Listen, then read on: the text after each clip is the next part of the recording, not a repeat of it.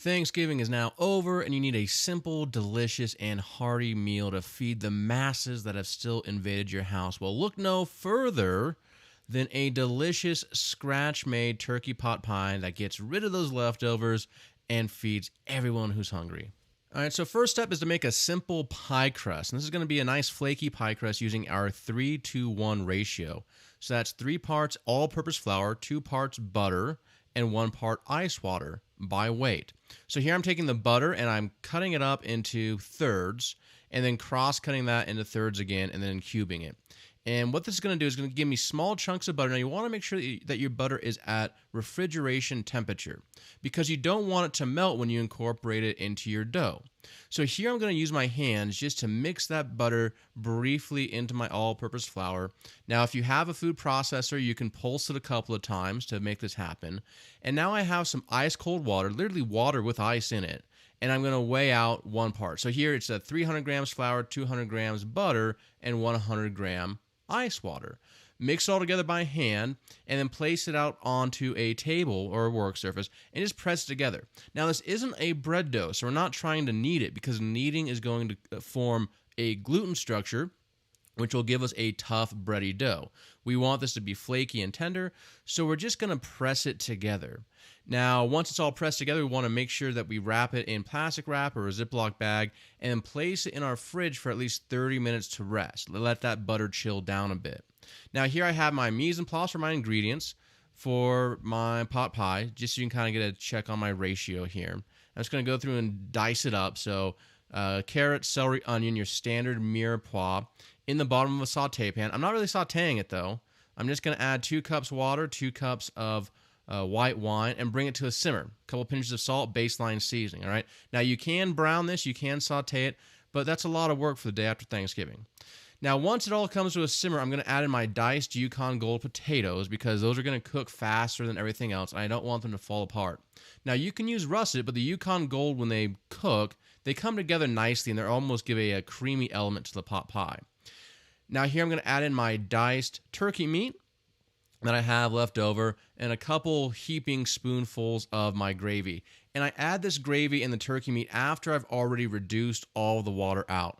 So that water and white wine in the initial cooking stage is there to help soften the vegetables, and then you're going to reduce all of that liquid out before coming back and adding more gravy, right? And then you continue to add the gravy as this whole thing simmers until you get the consistency that you're looking for. And what consistency is that? Well, it really depends upon your own personal preference. So here I'm going to add in my frozen peas, which is very important for a pot pie, and frozen corn as well. Now, don't go getting fancy on me and try and use like fresh peas and fresh corn. First of all, they're not in season if you're in the northern hemisphere at Thanksgiving time.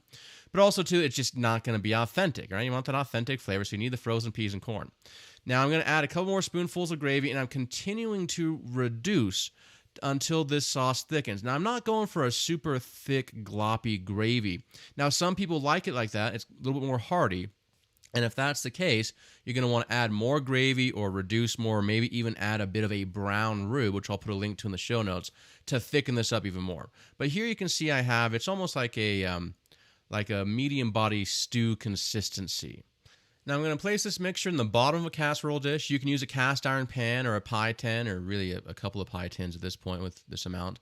And make sure you taste for seasoning. Or we have that salt in there, but you might want to add some pepper. You might want to add some fresh herbs. But you want to just press it down into an even layer. Now flour your cutting board with a little bit of all-purpose flour. And now it's time to roll out your pie crust. Now, if it's only been in your fridge for about a half hour, you're going to be able to smush it down with your hands. If it's been in there overnight, and you can make this pie dough a couple of days ahead, but if it's been in overnight, it's going to be stiff. So you may need to take your rolling pin and give it a couple good whacks to loosen it up. And now we're just going to roll it out to the length and the width of our casserole dish. Add a little bit of flour and just continue to dust as necessary so it doesn't stick to your board. And then once it's rolled out, you want to just roll it up on your rolling pin and then unroll it directly onto the casserole. Now your casserole is hot. If you have extra time, you can take your casserole and chill it down first, because right now what's happening is that steam is going to start to melt the butter in my pie crust. So I want to make sure I'm working fast. So I'm going to crimp the edges and do a really ugly crimping job because, hey, look, I'm not trying to compete with grandma. I'm just trying to make a pot pie here, all right? So I'm just going to crimp off the edges. And then for me, I like to glaze my pie crust with egg yolks. And the egg yolks is going to give you a glossy sheen. So I just do a little touch of water, maybe like a quarter teaspoon in there, just to thin out the egg yolks so I can easily brush them onto the pie crust. But you can use melted butter, just straight egg yolk with the white. And optional too, you can just dust the top with a little bit of fleur de sel or a large crystal sea salt. Bake in a 375-degree oven for about 45 minutes or until the top of the pie crust is a dark, rich golden brown. Now remember, your pie filling is already done. It's already cooked. So just continue to cook the crust until it's a really dark, shiny golden brown.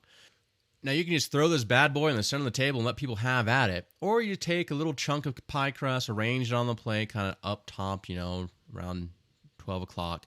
And a couple spoonfuls of the filling. And then you can wipe the plate to make it look all fancy. And I like this doused with a good helping of sriracha. And there you have it. Quick, easy, delicious turkey pot pie. Gets rid of those leftovers and feeds an army. For this episode's show notes, check out stellaculinary.com/CT26.